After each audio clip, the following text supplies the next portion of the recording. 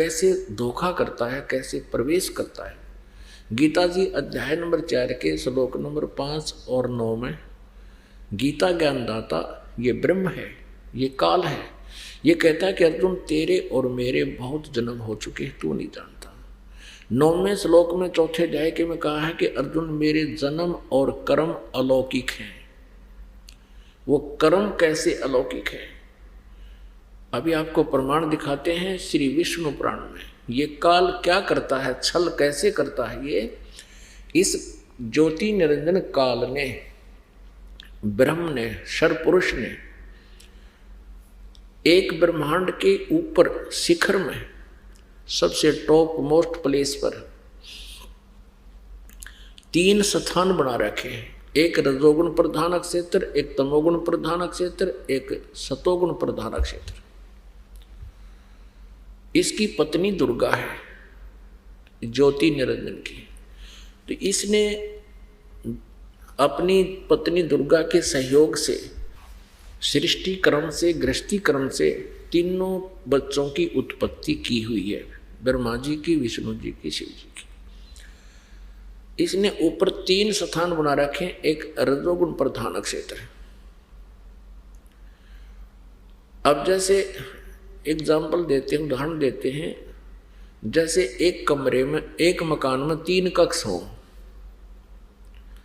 एक कक्ष में अश्लील चित्र लगे हुए हों, दूसरे में एक साधु संत फकीरों के, अच्छी आत्माओं के फोटो लगे हों, और तीसरे में शहीदों के, सूरवीरों के चित्र लगे हों, देशभक्तों के चित्र लगे हों। तो जिसमें उस अश्लील चित्र वाले कमरे में प्रवेश करता है व्यक्ति, तो उसका मन, उसका स्वभाव उसी तरह का हो जाता है, बट नेचुरल है। इस ज्योति निरंजन ने अपने तीनों पुत्रों को कैसे एक एक गुण युक्त उत्पन्न किया है। जब दुर्गा और ये काल रजोगुण प्रधान क्षेत्र में होते हैं, तो ये ऐसा रूप बनाता है जैसा आप जी ब्रह्मा का देखते हो। जैसा आप जी ब्रह्मा का रूप देखते हो, ऐसा रूप बना देता है, और अपनी पत्नी दुर्गा को सावित्री रूप में रखता है। इन दोनों के संयोग से जो पुत्र उत्पन्न होता है, उसी का हम सकल हो जाता है, हम रूप हो जाता, समरूप हो जाता है। जब ये पुत्र उत्पन्न हो जाता है, इसको कोमा में डालकर उसकी परवरिश जारी रखते हैं, इसको अचेत रखते हैं जब तक ये युवा होता है। उसके बाद ये दूसरे सतोगुण प्रधान क्षेत्र में चले जाते हैं।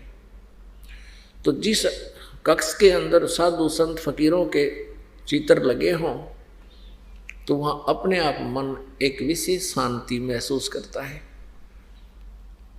तो ऐसे ही वहाँ ये विष्णु रूप धारण कर लेता। जैसे आप जी विष्णु जी को देखते हो, ऐसा सेम टू सेम ऐसा रूप बनाता है, और दुर्गा का रूप ये महालक्ष्मी रूप में रखता है।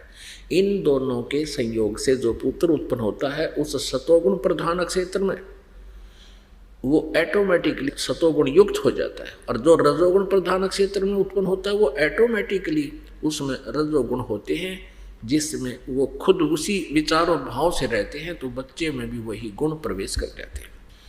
इसी प्रकार ये तीसरे तमोगुण प्रधान क्षेत्र में जो आप यहाँ शिव जी को देखते हो, सेम टू सेम ऐसा रूप बना लेता है, और इन दुर्गा को पार्वती रूप में रखता है। इन दोनों के संयोग से उस तमोगुण प्रधान क्षेत्र में जो पुत्र उत्पन्न होता है, वो हम सकल हो जाता है, इसी का हम रूप हो जाता, समरूप हो जाता है।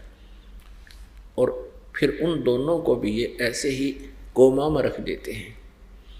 जब ये बड़े होते हैं, तब तक इनको अचेत रखते हैं, और फिर ये युवा हो जाते हैं। ब्रह्मा को कमल के फूल पर, विष्णु को शेष नाग की सैया पर रखकर, और शिव जी को कैलाश पर्वत पर, इन तीनों को सचेत कर देते हैं, फिर इकट्ठा कर देते हैं। फिर इनको आदेश दे करके अपना ये 3 लोक का इनको मुखिया बना देते, एक एक विभाग का। 3 लोक कौन कौन से? पृथ्वी, नीचे पाताल और ऊपर स्वर्ग। इन 3 लोकों में ये एक एक विभाग के स्वामी प्रभु बन जाते हैं।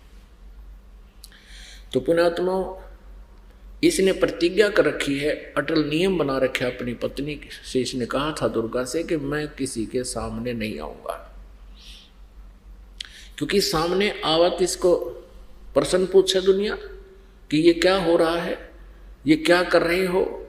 इसने शर्म के मारे ने कि 1 लाख जीव रोज मारूंगा और खाऊंगा, और फिर मुझे नफरत की दृष्टि से देखेगी जनता।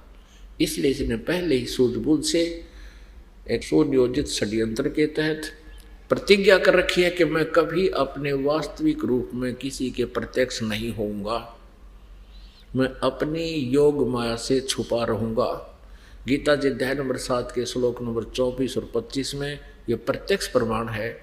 ये कहता है कि ये अज्ञानी जन समुदाय मुझ अव्यक्त को, मैं कभी किसी के समक्ष नहीं होता, मुझे व्यक्तिम आपनम, मुझे व्यक्ति रूप में आया हुआ श्री कृष्ण मान रहे होंगे। जब वो ज्ञान दे रहा था, कहता मैं कृष्ण नहीं हूं, आई एम नॉट कृष्ण।